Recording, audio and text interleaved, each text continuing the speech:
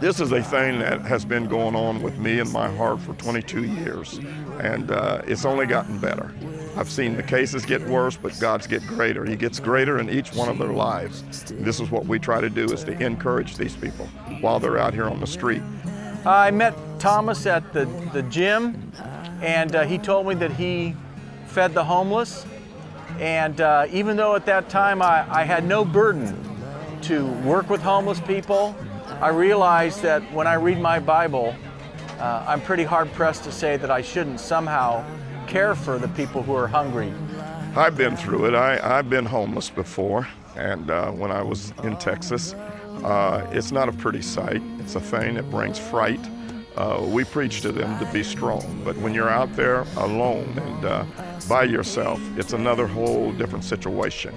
I honestly think that I wasn't personally ready for a ministry like this prior to it coming along. It just wouldn't have worked. And in fact, I remember when I was still a firefighter, one time in the station, and this was just a couple of years before I met Thomas, somebody asked me about, they asked me, Phil, what's your stance on the homeless? And I remember saying to him, you know, the homeless are just like cats.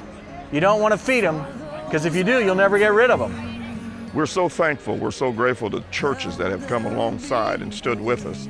You know, in the rain, in the snow. We do this twice a month, first and the third Saturdays. We do it all year long. We do a Christmas Eve thing. We come out at night. We've been along the rivers. We've been along the different places wherever we find homeless.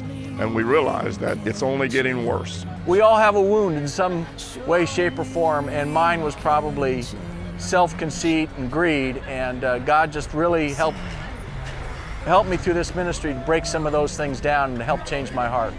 It's so comfortable sitting in those pews. It's so easy to open a door and go in a building and sit and hear a message. But the whole thing is what do you do with what Christ has already told us to do?